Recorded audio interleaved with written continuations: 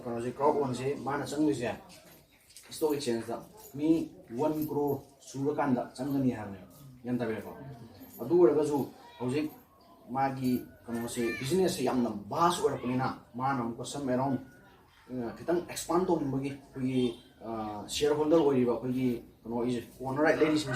some around mana 3 crore daga 5 crore mani yo honin yo khulun le ga ta hojik di ko thogare ine ba yanda ba Facebook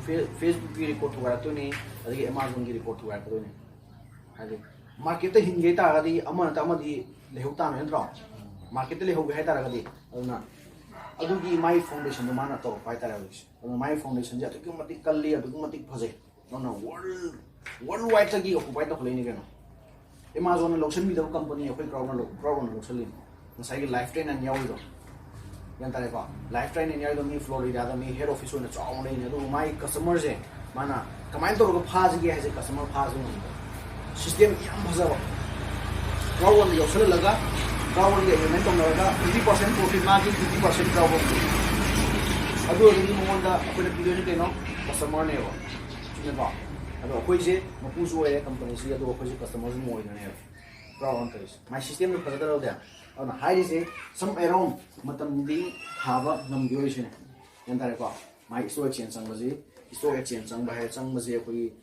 kaya tare fulfill magi system do oire fulfill oire adigi magi amount asuk leire magi bank backend da mai money da paisa asuk leire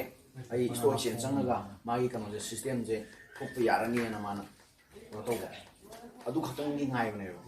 yare na ha sang bere ho ma'am ले यो system जे तो अच्छे ना हां एकोना सी India की net रमेना BSc NSC the चंग रोय को step या नसदाक तो चंग दी लोरे ओ अदु द चंग नसदाक है NASDAQ वर्ल्ड की ख्वाइदगी है हारो द इंडिया की द चंग नत तबने ना इफ कई गुंबा मी दो दोंग थीबा में ले दे को ते हाजी कोना क्लेम दो या बिका वाइ दो इंडिया दा हेड ऑफिस लाखनी और दुगा नंग हुजिकि मोबाइल लो ओइसि ऑनलाइन नंग की मोबाइल लो पी दो जिदि नंग टर्म एंड कंडीशन याव मतमदा आई एग्री ना क्लिक तौद्रो और माय टर्म एंड कंडीशन लो पीरने डाउनलोड तो नंग पाव नो द सिस्टम लो पीरने और द वही लो हाई गन स्पेस क्या नो चाम क्या नो सो साउ यंखैरा समरा ऑन माइन सो गने यन थाबिरे का हाई गो पीएस नंग डाउनलोड तो फन पाव सिस्टम लो याव मतम तो पीरम मतम कइनो कमाय तो नो कदो मा और न किनिंगाय लेते तो इंडिया तो सुमागी ऑफिस से अपकमिंग ने ना Director start to Sir Santhanum. Yes. Yeah. You're busy. It's okay, fine. Adi, mane, adi mai na tamu galay. Santi, mai makhala aling galay. Director Marine ever. Koi India do zuji lay. Ado koi Manipur do zuji pokore pai to pure hoji. Adi, koi ki director Marine manga. Naishalaga di koi wasu head office na ngang bayo zay. Ado masan tara ne. Ta do ya la royo. Skyway is office hang le ji da Manipur da koi words da ko koi Manipur se Skyway ga bas ni koi yam pen ngai ne koi no oi da ga su noi no oi da ga su ko koi yam pen ngai oi ba do mai ta re yam ang ko do mai ta re words da president ka bang da Manipur da president kya le trong na mu le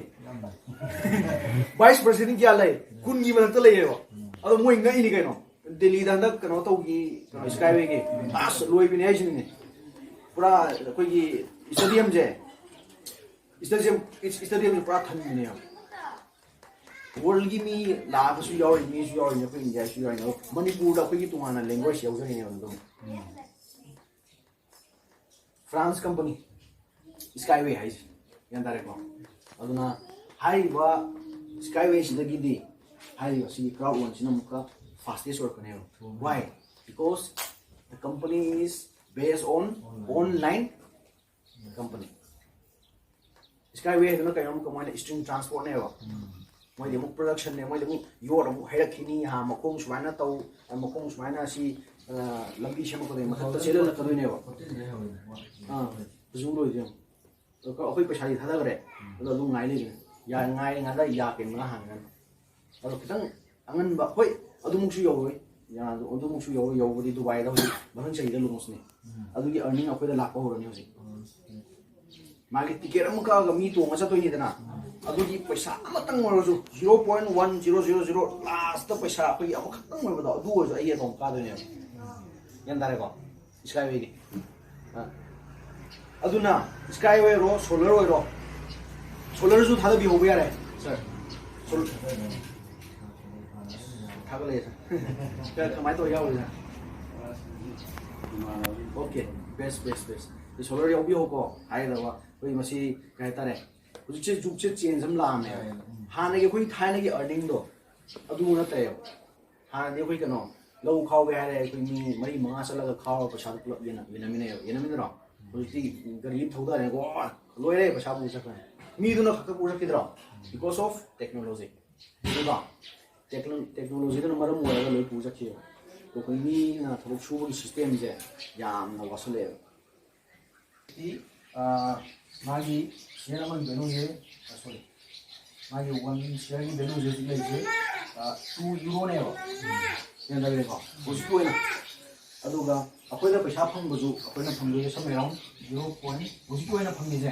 0.00005 sigi value da pola da phang ko de ne yan da ko si mu thak ga di ilani yung pang laki na yun sumra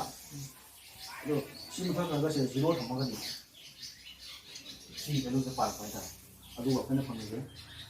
patuwa pang mga ay laser siya na sinipag yan na yun hati lagi na 60 wo hai na yun siya ako hati lagi na hati lagi na 60 wo hai na yun ako iting na lawa dyan ito yung sinsang matamda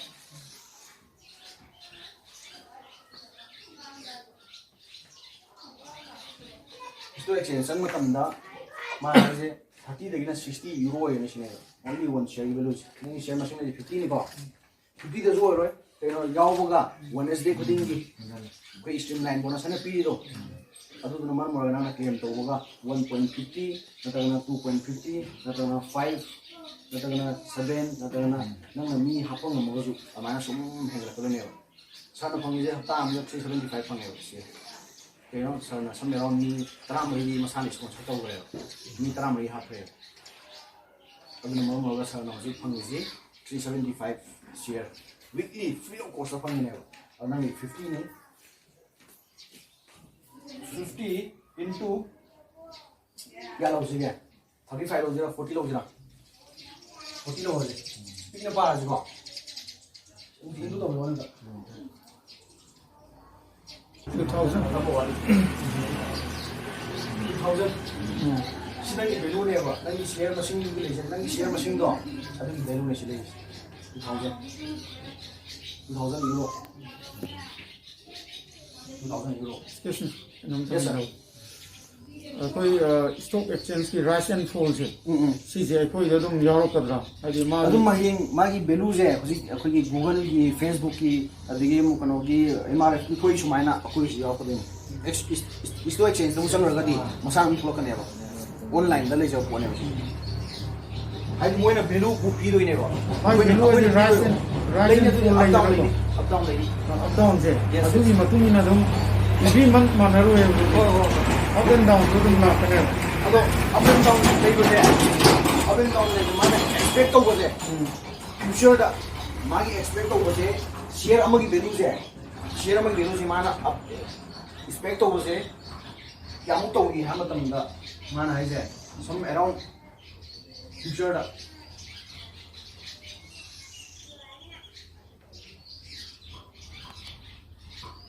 CG expectation mind. 10,000. Yes. Technology is a fast way plus 10,000 G sa can 10,000 G you either expectation share among na si na sumi share among beluze mari si beluze 10,000 euro je we pay above 10,000 ki mathang da le puna si zero ma hapna ga 1 lakh company kudi mak mak kusi value hingga kani kai no ham tam da 1980 da lupa tarana lupa amana salai ram do 2000 da lising 1990 da lising amana muk salai re bro lupa chama 1980 da salai ram khal je no ma je 1990 da lising amana yum chalai rameo 2000 da ising tara nang chalai rameo 2010 da 1 lakh neva adu mu 2020 da lai je hoji lakh tara gi mutta to lakh tara phangdaga di yum do su go ero isine adu gi pedu da para ga di si system da lakh si mai inflation da to yes hai tare sida ko gi meeting to gi da ko Sir Premananda se lakh na hodre ana masi khurong sa ba je ngasi meeting sigi kono khurong sa se doctor raga alcohol upon the stage or Sir Director Star 2 Indian Top Leader 2, so he's going to give the prize to our Sir Santhanum. Yes. Alcohol upon Sir Premananda. Yes.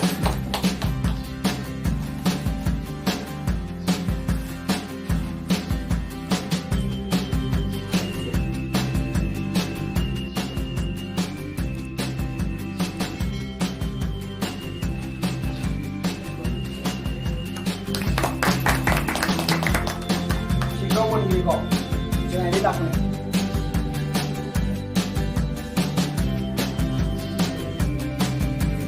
Untuk tak sih.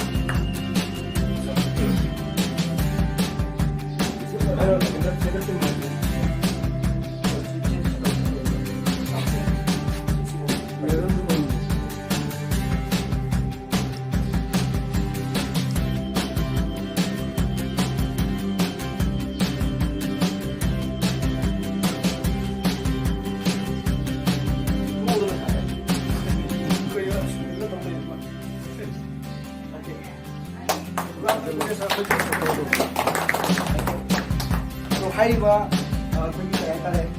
system de sisi business program